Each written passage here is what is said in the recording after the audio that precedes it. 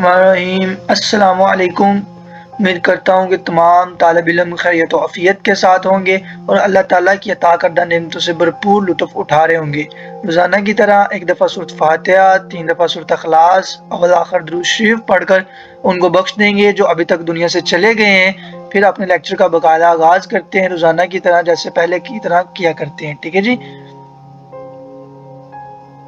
आप मेरी किसी भी वीडियो तक जाने के लिए क्या करें जी, यूट्यूब पर जाएं। यूट्यूब पर सिंपल जाकर सर्च करें, किसी भी टॉपिक का नाम लिखें। लाइक यहाँ पे मैं लिख रहा हूँ what is combustion bye Sharaj Ahmad, तो आपके पास मेरी वीडियो आ जाएगी। तो इस तरीके के साथ आप मेरी वीडियो तक पहुँच सकते हो। ठीक है जी।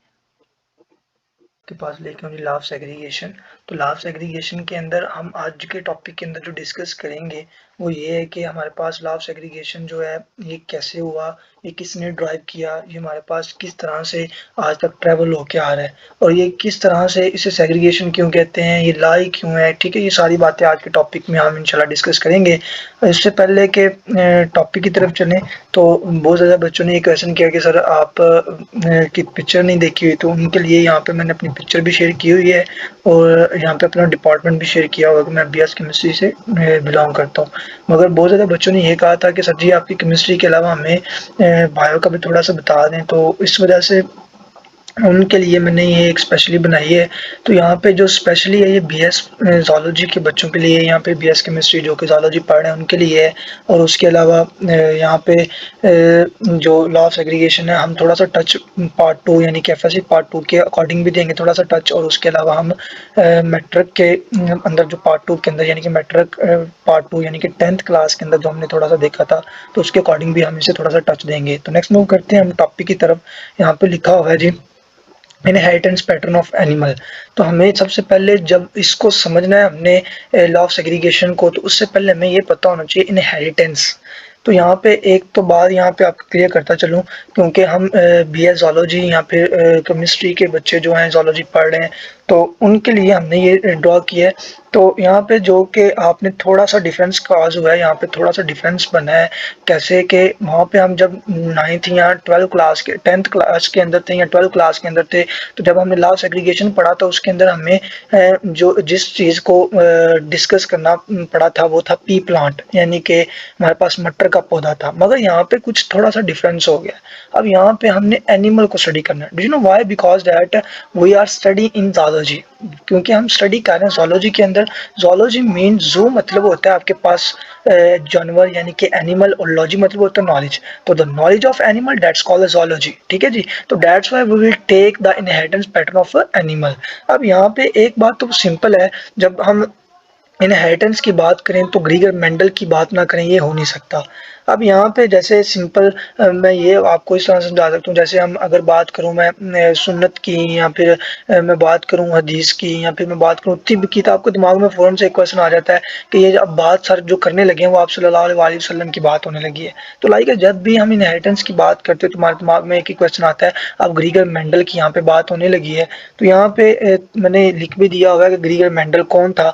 अब ग्रीगर मेंडल को स्टडी ना करें ये हो नहीं सकता। क्यों? क्योंकि ग्रीगर मेंडल वो फर्स्ट पर्सन था जिसने पी प्लांट के ऊपर ये सारे एक्सपेरिमेंट किए। अब इस बात को मैं सिंपल यूं बताना चाहूँगा इनहेरिटेंस वाले को, तो इनहेरिटेंस के अंदर ग्रीगर के मेंडल जो है उसके टॉपिक को, उसके नाम को बाद में डिस्कस करते। पहले मैं ये बात आपको थोड़ी सी डिटेल के साथ बताना चाहूँगा कि इनहेरिटेंस का मतलब क्या होता है। अब इनहेरिटेंस का मतलब ये होता है कि आपके पास एक जनरेशन है, उसके अंदर कुछ ट्रेट होते हैं वो अपीयर हो जाते हैं और कुछ होते हैं जो डिसअपीयर हो जाते हैं। लाइक एज दूसरी तरफ फिर दूसरी जनरेशन आती है तो फिर उसके अंदर वो वाले जो डिसअपीयर हुए थे शायद वो वाले यहाँ पे अपीयर हो जाए, शायद वो ना अपीयर हो। यानी कि जनरेशन आफ्टर जनरेशन, एक जनरेशन से दूसरी जनरेशन में, दूसरी से तीसरी जनरेशन में, टिल एट लास्ट वाली जनरेशन तक कुछ ऐसे ट्रेट होते हैं जो हमारे पास ट्रैवल करते जाते हैं, कुछ ऐसे होते हैं जो ट्रैवल नहीं करते, जो डिसअपीयर रहते हैं। तो हम उन सारे ट्रेड्स को यहाँ पे स्टडी करते होते हैं। ठीक है जी। तो यानी कि वो किस तरह से उसके अंदर ट्रैवल हो रहे हैं। अब उनके जो ट्रैवल होने का अंदाज है, जो ट्रैवल होने का मैकेनिज्म है, वो हमें ग्रीगर मेंडल ने दिया। अब ग्रीगर मेंडल ने कैसे दिया था? ग्रीगर मेंडल ने कुछ इस तरह से हमें दिया था जी कि उसने अपने चर्च के अंदर कुछ पौधे पी प्लांट के लिए हुए थे, और उसने पी प्लांट के अंदर जब पौधे लिए हुए थे तो उसके ऊपर उसने अच्छी खासी बहस की थी। यानी कि वो कभी उसको उसके सीड के अकॉर्डिंग देखता, कभी उसकी स्टेम के अकॉर्डिंग देखता, कभी उसकी रूट के अकॉर्डिंग देखता, कभी उसके लीफ के अकॉर्डिंग देखता। यानी कि इस तरीके के साथ उसने 7 डिफरेंट कैरेक्टर के साथ उसके ऊपर स्टडी करता, और उस एट द एंड उसने हमें अपनी स्टडी से इस बात से मुतफिक कर दिया, इस बात से हमें वाज़ेह करा दिया, इस बात का बावड़ा करा दिया हमें कि जो इनहेरिटेंस है, यानी कि जो एक जनरेशन से दूसरी जनरेशन में ट्रेड ट्रैवल कर रहे हैं, वो कैसे कर रहे हैं। तो नेक्स्ट मूव करते हैं। यहाँ पे मैंने लिखा भी हुआ है कि क्योंकि ये फर्स्ट पर्सन था जिसने जीन का मुतालिया किया था, यानी कि जिसने हमें ये बताया था कि एक जनरेशन से दूसरी जनरेशन में ट्रेड कैसे ट्रैवल करते हैं। तो that's why we will discuss the Gregor Mendel, otherwise हम ग्रीगर मेंडल को डिस्कस नहीं करते। ठीक है जी, तो इस वजह से हम ग्रीगर मेंडल को डिस्कस करते हैं क्योंकि ये बड़ा इंपॉर्टेंट है, क्योंकि इसके बगैर इनहेरिटेंस हो नहीं सकती। ठीक है जी, तो नेक्स्ट मूव कर रहे हैं। यहाँ पे मैंने लिखा हुआ है study gene transfer between generation, यानी कि एक जीन का मुख्तलिफ जनरेशन के दरमियान ट्रांसफर होना ही डेट्स कॉल्ड इनहेरिटेंस, जो कि मैं पहले बात कर चुका हूँ। अगर वहाँ पे मेरी बात समझ नहीं आई तो फिर यहाँ पे एक और एग्जांपल कोट करता हूँ। सिंपल, आप के अपने घरों में पेट्स यानी कि कुत्ते बिल्लियां पालने का शौक रखते हैं, तो फिर आप अगर फर्ज किया कि आपके पास एक ब्लैक डॉग है या ब्लैक कैट है, वाइट एक दूसरी जो हमारे पास है वो वाइट कैट है या वाइट डॉग है, कोई भी आप कैट ले लें, डॉग ले लें, आपकी अपनी मर्जी है।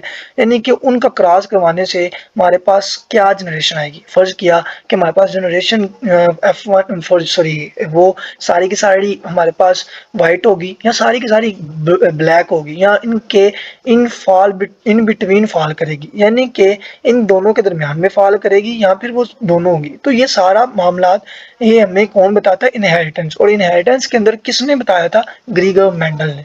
ठीक है जी। अच्छा, नेक्स्ट मूव कर रहे हैं। यहाँ पे कोई भी चीज़ होती है हम उसकी इंपॉर्टेंस के बगैर नहीं रह सकते, यानी कि इंसान इतना मतलबी है।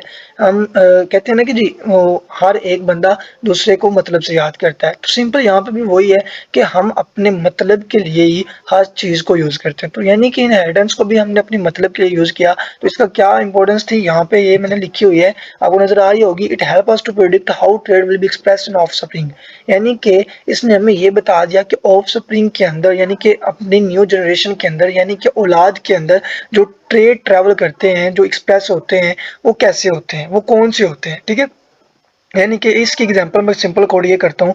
फर्ज किया कि आपके पास एक थैलेसीमिया का पेशेंट है, मेल है, तो एक कैरियर थैलेसीमिया की है और वो फीमेल है। तो हम उन्हें इस बात के हम काबिल हो चुके हैं कि हम उन्हें बताते हैं कि आप आपस में शादी ना करो, अगर आपस में शादी करोगे तो आपके जो ऑफ स्प्रिंग होगा वो भी थैलेसीमिया का पेशेंट होगा। यानी कि इस बात के हम काबिल हो चुके हैं कि हम उन्हें बताते हैं कि आप अगर आपस में शादी करोगे तो आपकी जो ऑफ स्प्रिंग होगी अल्टीमेटली वो भी इसी का शिकार होगी, तो लिहाजा आप आपस में शादी ना करो क्योंकि आप दोनों कैरियर हो।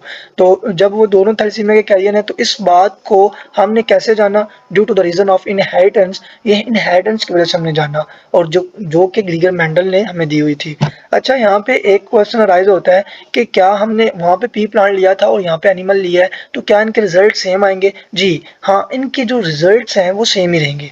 अगर इसके रिजल्ट सेम नहीं होंगे तो हम ये कभी भी नहीं कह सकते कि ये लॉ ऑफ सेग्रीगेशन है। ठीक है जी, तो नेक्स्ट मूव कर रहे हैं। इसका एक और मैंने यूजेज लिखा हुआ है, एक और इसकी इंपॉर्टेंस के अंदर पॉइंट लिखा हुआ है। It also profound in agriculture and medicine, ये हमें एग्रीकल्चर के अंदर भी बड़ी मुफीद साबित हुई है। कैसे? अब ये यहाँ पे हम इस बात के काबिल हो चुके हैं कि हम ये जान सकते हैं, हम ये जानते हैं कि अगर हम फर्ज किया है कि धान की फसल लगाने लगे हैं, तो धान की फसल जब लगाते हैं तो हमें वहां से सिंपल पता चल जाता है कि अगर हम फर्ज किया सुपर की लगाएंगे तो हमारे पास इतनी अमाउंट बचेगी, अगर कर्नल की लगाएंगे तो हमारे पास इतनी अमाउंट आएगी एट द टॉप की। यानी कि हम अल्टीमेटली उसके लास्ट वाले पॉइंट पर पहुंच जाते हैं ड्यू टू द इनहेरिटेंस की वजह से। तो यहाँ पे हमने सिंपल यही मैं समराइज करने लगा हूँ, अपने अभी ध्यान से सुन लेना जिन बच्चों ने नहीं सुना था कि यहाँ पे जो बातें की वो ये थी कि एक तो ग्रीगर मेंडल कौन था, ये बात, और उसको हमने स्टडी क्यों किया, दूसरी बात ये, और इनहेरिटेंस क्या होती है ये बात की हमने कि वो जीन की ट्रांसफर करती है जनरेशन के दरमियान, और उसके बाद इसकी इंपॉर्टेंस के अंदर देखा कि ये जो ट्रेड होते हैं या कैसे एक्सप्रेस होते हैं ऑफस्प्रिंग के अंदर, और उसके अलावा हमने देखा कि ये एग्रीकल्चर के अंदर भी हमारे पास बड़ा मुफीद है। तो नेक्स्ट मूव कर रहे हैं हम अपने टॉपिक की तरफ। यहाँ पे अच्छा, आपने एक बात याद रखनी है कि मुझे एक बातें एक्सप्लेन करने की बहुत ज़्यादा आदत है, ठीक है? तो आप ने उकताना नहीं है। अगर आप मतलब ये सारी बातें जो अभी लॉ ऑफ सेग्रीगेशन से पहले मैं कर रहा हूँ, यानी कि इनहेरिटेंस की बात की या ग्रीगर मेंडल की बात की, उसकी इंपॉर्टेंस की बात की, आप ड्रोसोफिला मेलानोगास्टर की बात करेंगे, तो यानी कि इन सारी बातों को अगर आप नहीं भी समझना चाहते, डज़ नॉट मैटर। आप वीडियो को थोड़ा-सा ट्रांसफ़ॉर्म करें, थोड़ा-सा आगे मूव करें, तो वहाँ से जब वहाँ से लॉ ऑफ सेग्रीगेशन शुरू होगा तो वहाँ से आप देखना शुरू कर सकते हैं। मगर मैं तो आपको रिकमेंड करूँगा कि आप शुरू से ही इसे देखना शुरू करें, ताकि आपके कॉन्सेप्ट सारे क्लियर होते जाएँ, ठीक है जी? तो यहाँ पे हम बात कर रहे हैं Drosophila melanogaster fruit fly. Fruit fly क्या होती है? जो आप सिंपल यहाँ पे आप सबने देखी हुई है फ्रूट फ्लाई समर के सीज़न यानी कि मौसम गर्मा के अंदर जब आप तरबूज खाते हैं तो उसके ऊपर एक छोटी-छोटी मक्खियाँ आ जाती हैं। यानी कि जैसे ही आप उन्हें कट करते हो, कट करने के बाद ऊपर छोटी-छोटी जो मक्खियाँ आ जाती हैं, जिन्हें आप ये भी कहते हो कि ये शहद की मक्खियाँ हैं, तो that's called a fruit fly. वो क्या है नहीं, हमारे पास फ्रूट फ्लाई है और उसे हम क्या कहते हैं, जिसका साइंसी नाम हमने रखा हुआ है ड्रोसोफिला मेलानोगास्टर। अब ये ड्रोसोफिला मेलानोगास्टर किस तरह से रखा और क्यों रखा और उसके बाद हम फ्रूट फ्लाई को ड्रोसोफिला मेलानोगास्टर क्यों कहते हैं, इसके ऊपर हम बहस नहीं कर रहे, ठीक है? तो अगर आप ने इसके ऊपर बहस करनी है तो फिर आप मेरे डिस्क्रिप्शन के अंदर जाएँ, वहाँ पे लिंक पड़ा हुआ है, आप वहाँ से देख सकते हैं, ठीक है जी। हम नेक्स्ट मूव कर रहे हैं ड्रोसोफिला मेलानोगास्टर। तो यहाँ पे एक बात तो राइज़ हो जाती है कि ड्रोसोफिला मेलानोगास्टर को हमने इस वजह से लिया क्योंकि हम ज़ूलॉजी को स्टडी कर रहे हैं, जो मैं पहले बात कर चुका हूँ, क्योंकि हम एनिमल को स्टडी करेंगे। तो जब एनिमल को स्टडी करेंगे तो सिंपल हम कोई ऐसा एनिमल लेंगे जिसके अंदर चंद खूबियाँ हो। वो कौन-सी खूबियाँ हो, वो हमने नीचे यहाँ पे लिखी हुई हैं। सबसे पहले कि उसका लाइफ साइकिल शॉर्ट होना चाहिए, यानी कि उतना लंबा लाइफ साइकिल नहीं होना चाहिए उसका। जैसे भैंसों का होता है 9 मंथ का पीरियड होता है, यानी कि ह्यूमन्स का होता है 9 पीरियड का होता है, तो ऐसा इतना लंबा नहीं होना चाहिए। तो नेक्स्ट क्या होना चाहिए, नेक्स्ट हमारे पास इसे कैरेक्टरिस्टिक को स्टडी करना ईज़ी होना चाहिए, यानी कि ऐसी कोई भी कैरेक्टरिस्टिक लाइक एज़ अगर हम उनकी बात करते हैं इंसान की, तो इंसान को हम ये नहीं कह सकते यहाँ पे फ़र्ज़ किया मेरे पास 50 बच्चे बैठे हुए हैं, तो मैं कहूँ ये 25 जो बच्चे हैं ये हमारे पास क्या है, ये हमारे पास व्हाइट है सारे और ये 25 दूसरे हैं जो ये ब्लैक है, तो ये मैं नहीं कह सकता। क्यों? क्योंकि कुछ ऐसे बंदे होंगे, कुछ ऐसे बच्चे होंगे जो कि क्या करें, जिनका जो कलर है वो सेम नहीं होगा, यानी कि किसी का गंदमी होगा, किसी का फुल ब्लैक होगा, किसी का व्हाइट होगा, तो यानी कि ये नहीं कह सकते उनके स्टडी, इंसान की कैरेक्टरिस्टिक को स्टडी करना इजी नहीं है। तो यानी कि अगर नेक्स्ट मूव करूं तो यहाँ पे इन्हें हैंडल करना इजी होना चाहिए। तो ऐसा कोई सा भी हम ले सकते हैं, ऐसा कोई भी जानदार जो हमारे पास ये 3 कैरेक्टरिस्टिक फॉल करता हो, यानी कि उसका लाइफ साइकिल शॉर्ट हो और उसे हैंडल करना, उसकी कैरेक्टरिस्टिक को स्टडी करना ईज़ी हो और उसे हैंडल करना भी ईज़ी हो। अब ये तीनों कैरेक्टरिस्टिक हमारे पास ड्रोसोफिला मेलानोगास्टर के अंदर फॉल कर रही थी, यानी कि उसके पास उसका जो लाइफ साइकिल होता है तकरीबन 15 डेज़ का होता है, यानी कि बड़ा शॉर्ट होता है। उसके बाद इसकी कैरेक्टरिस्टिक को स्टडी करना बड़ा ईज़ी होता है, लाइक एज़ अगर हम ये कहें कि उसके विंग्स जो हैं वो नॉर्मल विंग्स हैं या हम कहें ये म्यूटेंट विंग्स हैं, ठीक है? तो या फिर हम ये कह सकते हैं कि उसका जो आई कलर है वो व्हाइट है या रेड है या ब्लैक है, जो भी, यानी कि उसको स्टडी करना भी बड़ा ईज़ी है। और उसके बाद अगर हम हैंडल करने की बात करें तो इसे समर सीज़न में, विंटर सीज़न में इसे एक जगह से दूसरी जगह कैरी करके लेके जाना तो बड़ा ईज़ी होता है। तो और उसके अलावा इसकी फीडिंग करवाना भी बड़ा ईज़ी होता है। यानी कि ये तीनों कैरेक्टरिस्टिक हमारे पास ड्रोसोफिला मेलानोगास्टर के अंदर फॉल कर रही थी, तो that's why we will choose the Drosophila melanogaster. यहाँ ये भी कह सकते हैं that's the best tool for the inheritance, या फिर ये कह सकते हैं it is the best tool for the law of segregation, ठीक है जी। तो यहाँ पे नेक्स्ट मूव कर रहे हैं हम। यहाँ पे नेक्स्ट हमारे पास लिखा हुआ है जी, जो मेन चीज़ है, जो मेन थिंग है इस टॉपिक के अंदर हमें समझने के लिए, वो क्या है जी, वो मेन थिंग ये है कि ये एक वाइल्ड टाइप होता है और दूसरा हमारे पास म्यूटेंट टाइप होता है। अब वाइल्ड टाइप और म्यूटेंट टाइप दोनों के अंदर थोड़ा सा डिफरेंस है, ज़्यादा डिफरेंस नहीं है और ना ही हमने ज़्यादा इसके ऊपर बहस करनी है, ठीक है जी। तो आपने वैसे पढ़ा ही होगा, लास्ट एग्रीगेशन से थोड़ा सा पीछे लिखा हुआ है मल्टीपल अलील्स, ठीक है? तो जब आपने मल्टीपल अलील्स को स्टडी किया या फिर इसके पीछे म्यूटेशन वाला टॉपिक दिया हुआ है, जब आपने उसे स्टडी किया तो आपने इन चीज़ों को बड़े अच्छे तरीके के साथ डिस्कस किया होगा, मगर यहाँ पे हमने सिर्फ थोड़ी सी बातों को एक्सप्लेन करना है, ठीक है जी। तो वाइल्ड टाइप क्या होती है, वाइल्ड टाइप का डिफरेंस कर लेते हैं जी। वाइल्ड टाइप वो होती है जिनके अंदर कैरेक्टर्स, जो जिनके कैरेक्टर क्या होते हैं पूरी पॉपुलेशन के अंदर प्रेजेंट होते हैं, लाइक एज यहाँ पे मेरे पास 50 बच्चे बैठे हुए हैं, तो मैं कहता हूँ ये सारे आपस में रिलेट करते हैं। लाइक सभी के पास 2 आंखें हैं, सभी के पास 2 कान हैं, सभी के पास 2 हाथ हैं, सभी के पास 5 उंगलियां हैं, ठीक है। तो यानी कि इस तरीके के साथ मैं कह सकता हूँ कि ये सारे वाइल्ड हैं। अब यहाँ पे आपकी जो बुक के अंदर है वो ये है कि ये वाइल्ड भी है और इसका एक दूसरा नाम है, उसे हम बाद में डिस्कस करते हैं। पहले हम म्यूटेंट के थोड़ा सा देख लेते हैं। अब म्यूटेंट क्या है? ऐसा कोई भी कैरेक्टर जो न्यूली ऑब्जर्व्ड हो तो हम उसे कहेंगे म्यूटेंट। लाइक इस म्यूटेंट का मतलब भी होता है तब्दीली लाना, ठीक है। तो यहाँ पे आपने एक सिंपल बात याद रखनी है, यानी कि कोई भी थोड़ी सी तब्दीली आ रही है। फर्ज किया यहाँ पे 50 बच्चे बैठे हुए हैं तो किसी के हाथ की 6 उंगलियां हैं, तो यानी कि म्यूटेशन आ गई है। तो यानी कि उसके अंदर सभी से सभी मतलब 50 बच्चे बैठे हैं, उन सभी 50 में से कोई एक ऐसा बच्चा है जिसकी 6 उंगलियां हैं, ठीक है। तो यानी कि वो दूसरे सारों से मुख्तलिफ हो गया है, तो इस वजह से उसे हम कहेंगे म्यूटेंट टाइप। अब यहाँ पे एक बात आपने याद रखनी है, ये कभी भी नहीं होता वाइल्ड टाइप वो है कि जो वाइल्ड इन्वायरमेंट में रहेगी और म्यूटेंट टाइप वो है जो म्यूटेंट इन्वायरमेंट में रहेगी या डोमेस्टिक इन्वायरमेंट में रहेगी। ऐसा कभी नहीं होता। जो बातें मैंने यहाँ पे की हैं तो आप बिल्कुल आपने वैसे ही करना है, ठीक है जी। तो उसके बाद हम मजीद देखेंगे वाइल्ड टाइप फ्रूट फ्लाई और म्यूटेंट और वेस्टिजल टाइप फ्रूट फ्लाई। अब यहाँ पे आपने एक बात याद रखनी है, जो म्यूटेंट का मैंने वर्ड यूज किया ये मैंने आपकी आसानी के लिए यूज किया है। आपने इसके जगह पे यूज करना है vestigial type. Do you know why? Because that this word will be use in the topic. आपकी बुक के अंदर इस टॉपिक के अंदर जो वर्ड यूज किया गया है दैट्स द वेस्टिगल टाइप। अब यहाँ पे एक और बात आपने याद रखनी है, जो इसके अंदर मैंने एक और पॉइंट लिखा हुआ है, वाइल्ड टाइप जो होगी वो हमेशा नॉर्मल विंग्स होंगे। यानी कि चंद टीचर कहते हैं कि वाइल्ड टाइप वो है जिसके नॉर्मल विंग होंगे और म्यूटेंट टाइप वो है जिसके रेड्यूस्ड विंग होंगे। तो आपने सिंपल ये भी बात याद रखनी है कि जो भी नॉर्मल होंगे वो वाइल्ड टाइप होंगे। अगर वाइल्ड टाइप कहूँगा तो आपके दिमाग में फ़ौरन आना चाहिए कि नॉर्मल विंग्स हैं। अगर मैं नॉर्मल विंग्स का नाम लूँ तो आपके दिमाग में फ़ौरन आना चाहिए कि वाइल्ड टाइप की बात की जा रही है।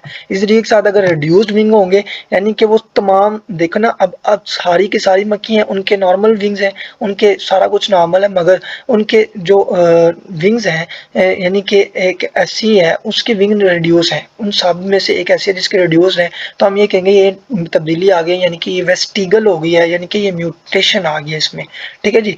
तो यहाँ पे इसकी मैंने फिगर्स भी आपके साथ शेयर की हुई हैं, आपको नजर आ रहा होगा कि यहाँ पे जो हमारे पास आई है इनके मैंने फिगर के अंदर आपको नजर आ रहा होगा कि दोनों के जो आई कलर है सेम है और उसके अलावा इसके विंग्स भी नॉर्मल है। अगर दूसरी तरफ देखें तो यहाँ पे एक म्यूटेंट है और दूसरी हमारे पास वाइल्ड है। तो यहाँ पे आपको नजर आ रहा है कि जो म्यूटेंट है उसके विंग्स क्या है, रिड्यूस्ड है, ठीक है जी। तो अच्छा नेक्स्ट